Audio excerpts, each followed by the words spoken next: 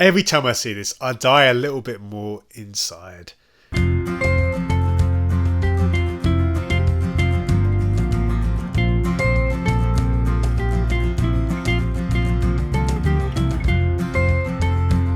Hello and welcome to this little corner of the internet where we talk about football shirts. Yes, this is Phil's Corner. My name is Phil and this is, as I say, a channel all about the wonderful world of football shirts. The great football shirts of past and present, the worst football shirts that we've ever seen. It's all covered here on this channel, so welcome to you today. And if you're new, if you've not subscribed yet to the channel, what are you waiting for? Hit that subscribe button, subscribe to keep up to date with Phil's Corner episodes as they drop. And I'm excited to say that as I approach 2,000 subscribers, which is an amazing milestone, which I'm really thankful to you all for helping me to get there, I'm going to be doing a giveaway, and I've got a shirt just here which I'm going to be giving away to you guys. It is the stunning Sport Recife third shirt from 2020, from this season.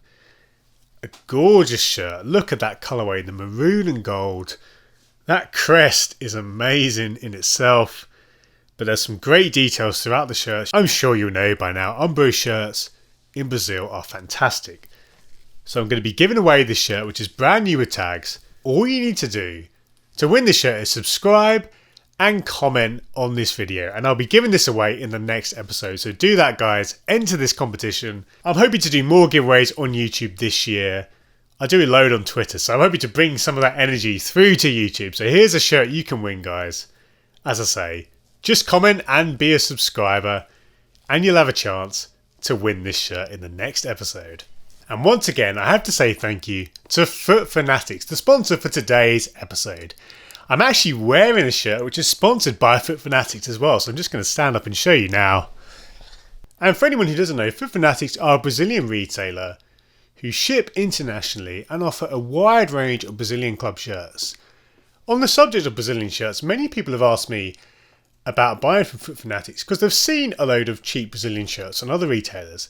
And in response to that, I'd say Fanatics is a place with a much wider stock of shirts. So if you're looking for not just shirts that you can get from a few different sites, but shirts that are only available in South America, and particularly shirts with official printing, because Fanatics offer really good prices on official printing for shirts. So some of the grey Umbro shirts or Adidas shirts or Nike shirts of this year from Brazil, you can often add official printing for just a few pounds. So it's a really good place to go if you want not just the Brazilian shirts that everyone else has, but the shirts that no one else has, or the shirts that very few people have.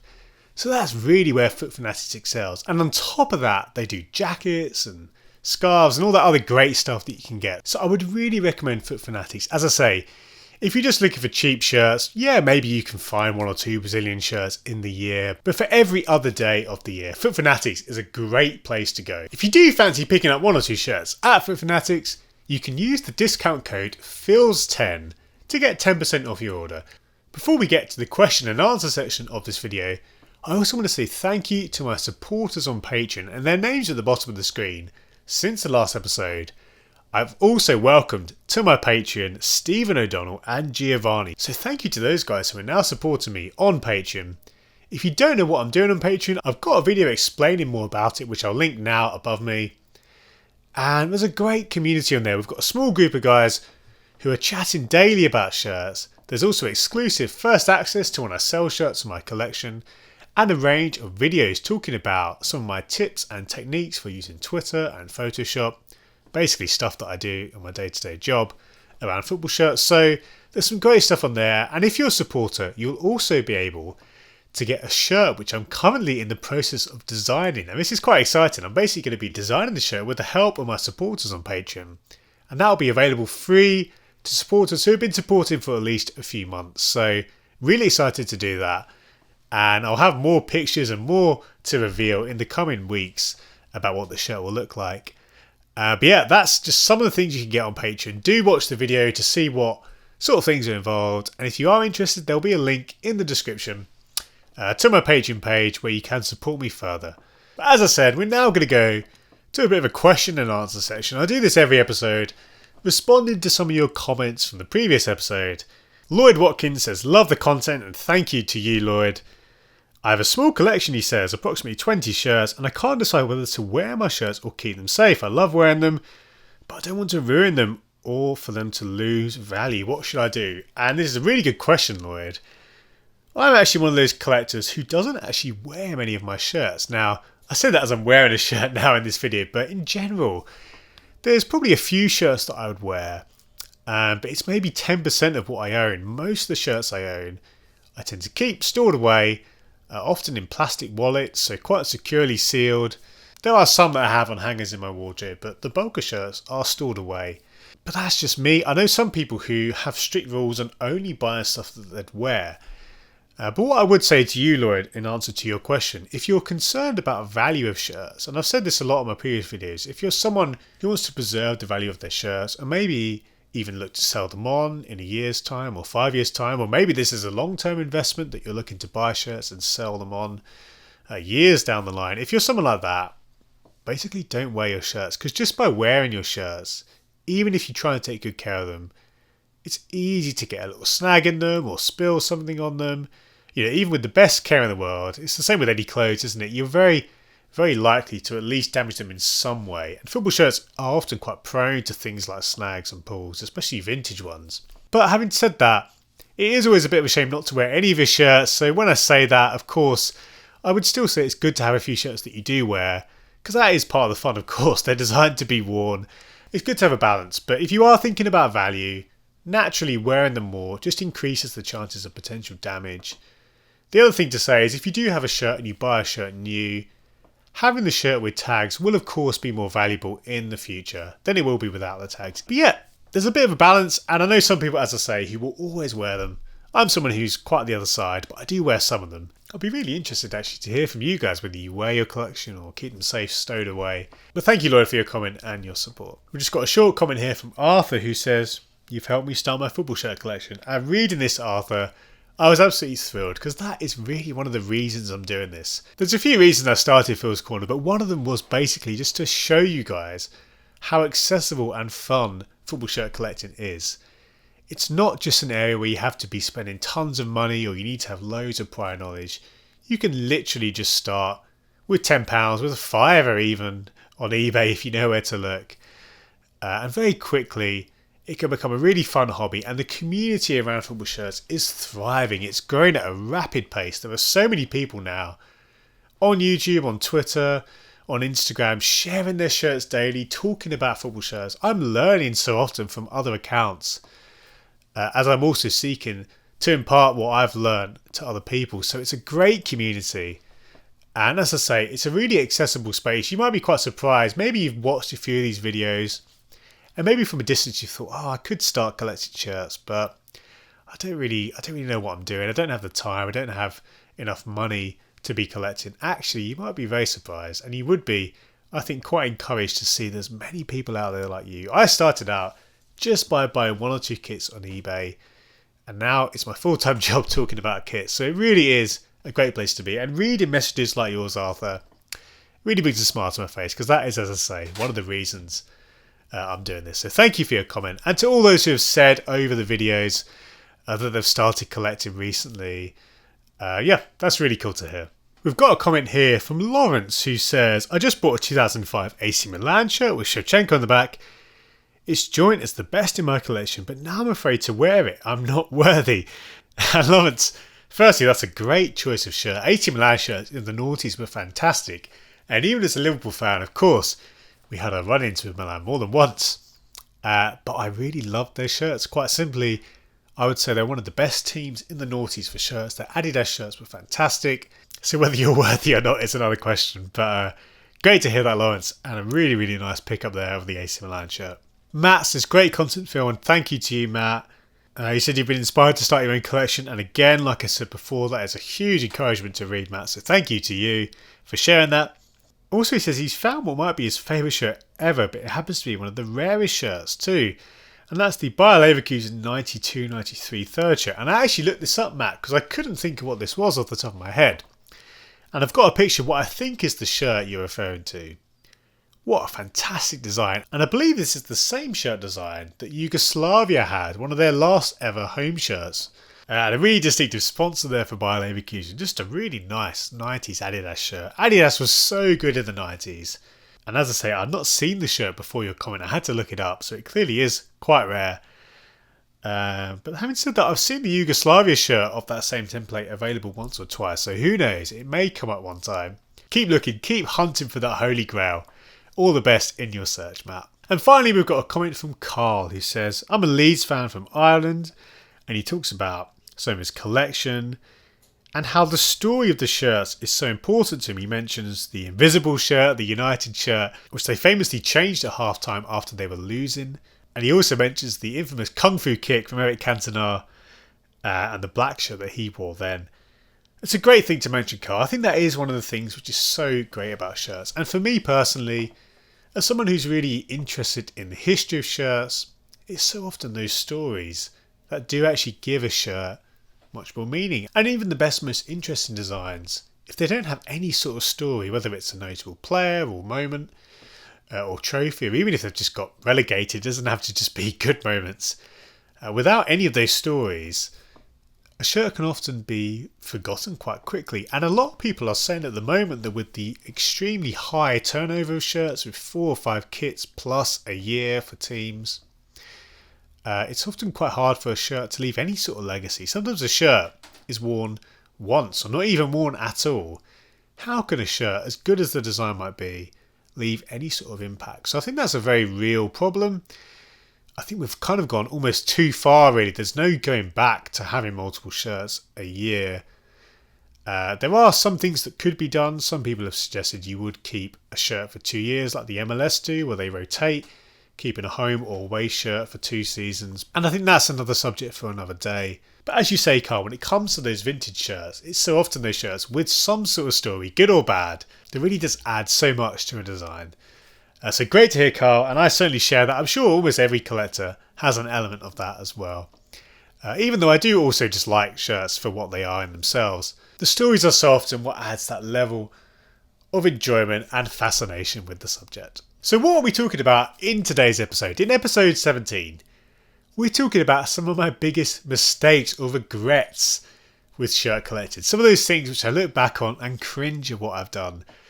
And I think a lot of these mistakes, probably at least 2 or 3 of them, I think everyone has gone through at some point. I've also got one of the mistakes to show you firsthand. But yeah, when I was thinking about my collecting past, and I've not been collecting for many years, it was really 2017, that was when it first started properly.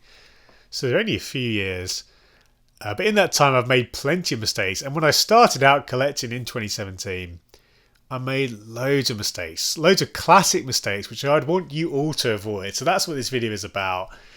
It's going to be quite painful for me to share some of them.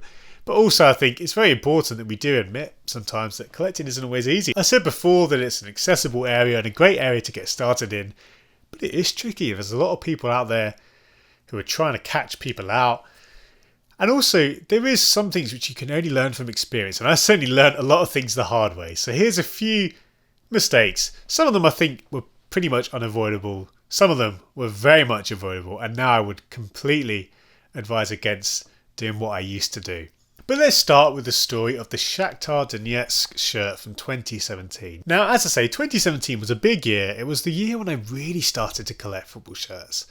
Before then, a couple of years before, I'd bought 1 or 2 things on eBay, but it was very sporadic. It was only a few shirts here or there on eBay. But in 2017, it really picked up. So much so that I kind of got a reputation amongst my colleagues and friends as someone who was collecting shirts. And I was on Twitter a bit. I didn't have many followers, but I was still very much indulging that hobby. And one of the great things, I'm sure many of you can relate to this, is when you're into football shirts and people know you're into football shirts, you get given money for shirts or vouchers for shirts.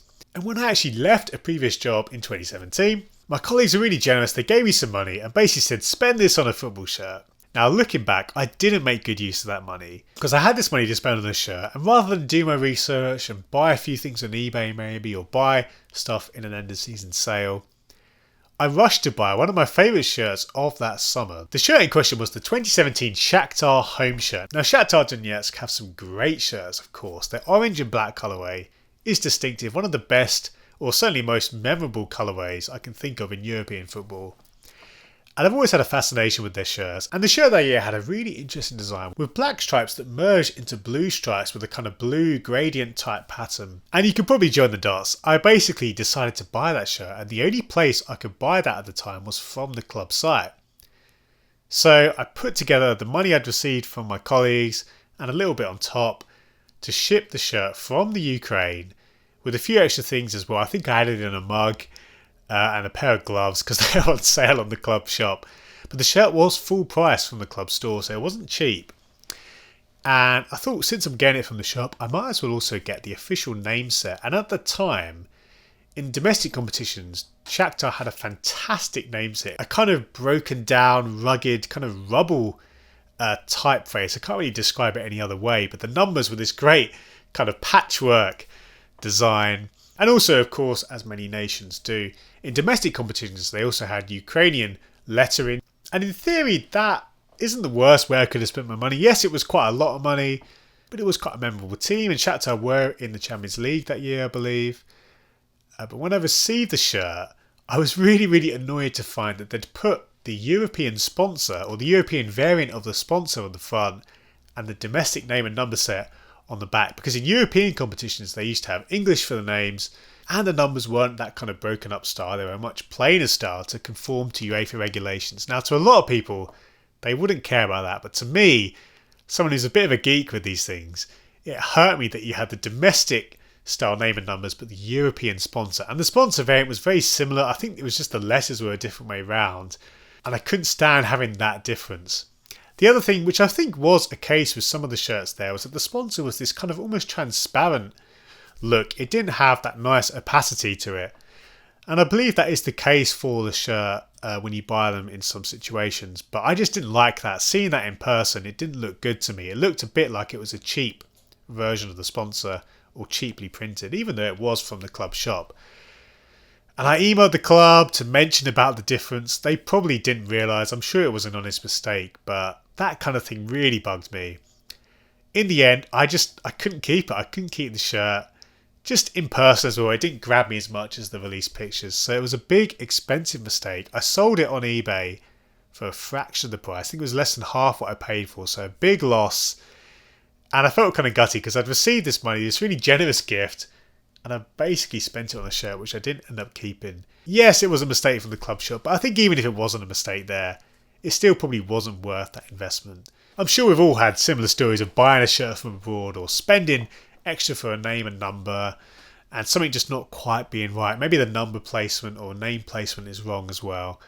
But yeah, that one for me hurt quite a bit. Now, the next point I'm going to mention is fake shirts, and I could talk a lot about fake shirts. It's a big subject, of course, in collecting, and I am not immune to that. I bought many fake shirts unknowingly when I started collecting.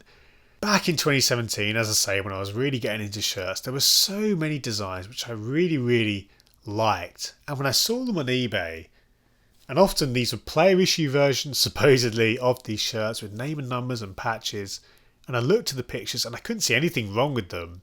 And I would do various checks. I would check the seller to check they're reputable and they'd have 5-star ratings. And as I say, I'd compare pictures and I couldn't see any difference. I bought several fake shirts, often for serious money as well. And of course, as I've mentioned on previous videos, and as you should know guys, fake shirts have absolutely no place in any collection. Don't get me wrong, I understand it and I certainly bought them, so I'm not here to judge you for buying them, but I would just advise you against it because you can't make any money from them and it is quite simply an illegal practice. It is quite simply not a good thing to be buying. If you want to buy a shirt cheap, you can buy a shirt for the same price of a fake shirt, usually at the end of the season. And maybe if you're looking for a specific rare release or you're looking for one of the blackout Dortmund kits, the only way you could get anything close to that would be a fake shirt. But I would still advise against it because the quality is often going to be lower. Yes, the quality has gone up a lot, but it's still not the same. And ultimately, it's just not a real shirt. And where's the satisfaction in that? But anyway, without wanting to talk too much about fakes, I have bought, as I say, a few fakes in my time, certainly when I started collecting. Probably the most stupid one I bought was what was supposed to be a match issue Germany shirt from the Confederations Cup of 2017. And I really liked that Germany shirt.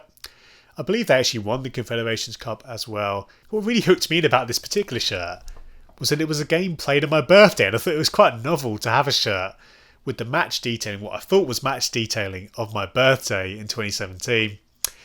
But yeah, it was a Germany shirt, Julian Draxler on the back. A huge waste of money, much more than my Shakhtar mistake. At least with the Shakhtar shirt I could sell it on, but this one I couldn't sell it on because it was a complete fake. So that really hurt, guys, and that's a cautionary tale for you out there. And just to say, yep, I've been there. I've been through the fake shirt cycle. I bought fakes which I thought were real, and I really regret that. There's a lot of money which I could have spent on an actual shirt, on a genuine shirt, so don't make the same mistake as me, guys. This next one is another classic mistake, and it actually comes from a time before I was collecting shirts. When I was at high school or secondary school, we had a school sports day, and the particular house that I was in, or group that I was in within my school year, wore red, and we could wear anything red for sports day. And as a Liverpool fan, at the time I only had one home shirt. It was the 2003 home shirt. But I basically persuaded my parents to get me the Liverpool home shirt, but I committed the cardinal sin of getting my name on the back, and not just my surname, but my first name. I thought I was Brazilian, clearly, or something like that, by getting Phil on the back, and I've got the Liverpool shirt with me.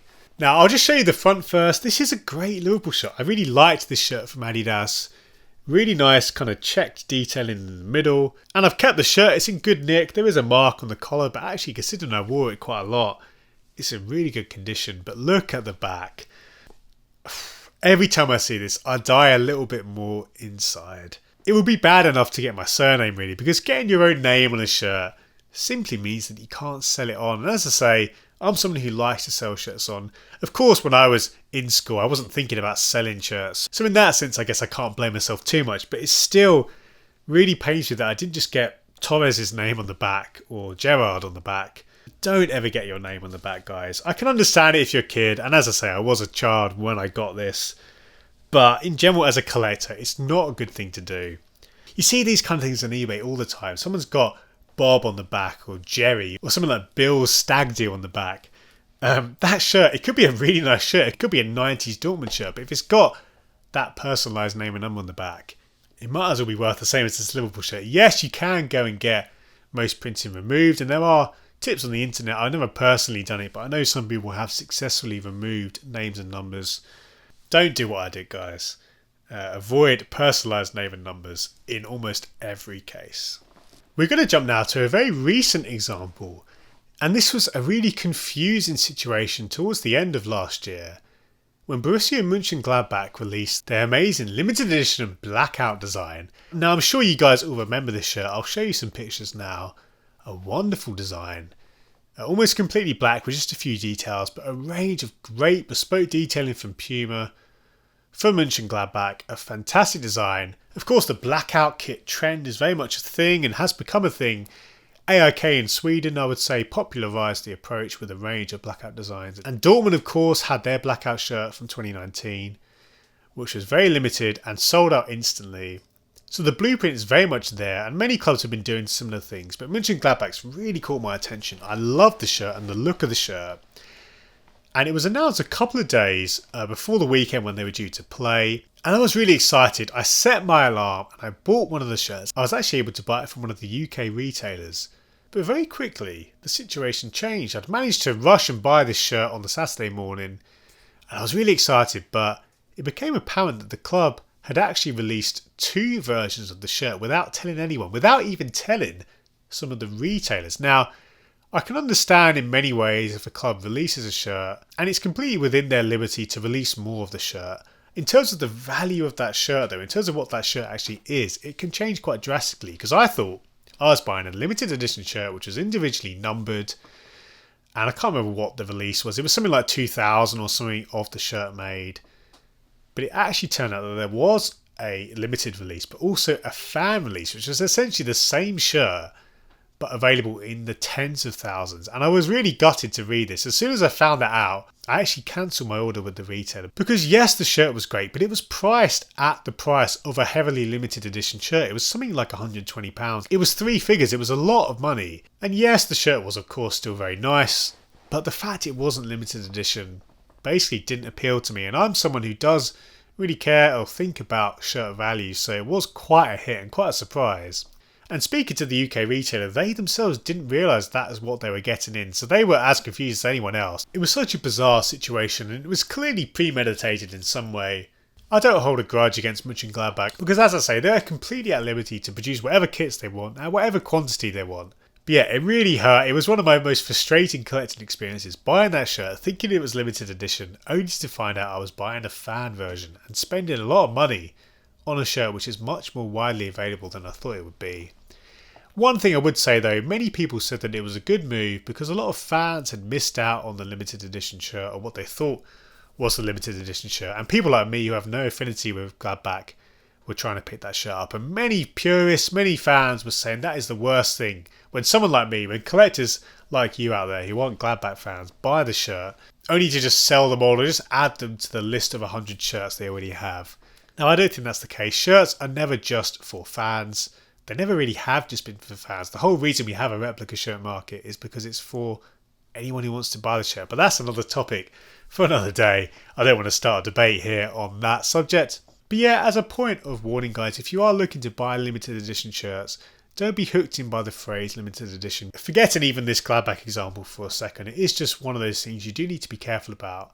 Is the shirt actually limited edition? Because a lot of shirts say they're limited edition, but they aren't. They're not individually numbered.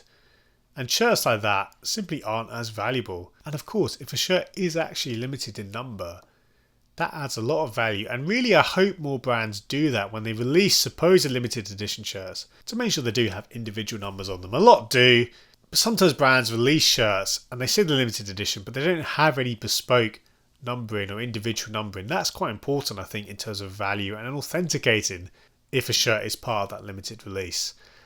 But yeah, that Gladbach one really hurt. A lot of people I know picked up the fan version and they love it and it's a great shirt. But yeah, to me it almost feels like that one was snatched away for various reasons, and it still stings a little bit. My final example is a classic situation, and I actually mentioned this on Twitter this week. I just put out the statement and said, are you even a collector if you haven't bought a shirt only for it to appear in a sale elsewhere just a few days later? And again, this is a subject which I could pick out many shirts for.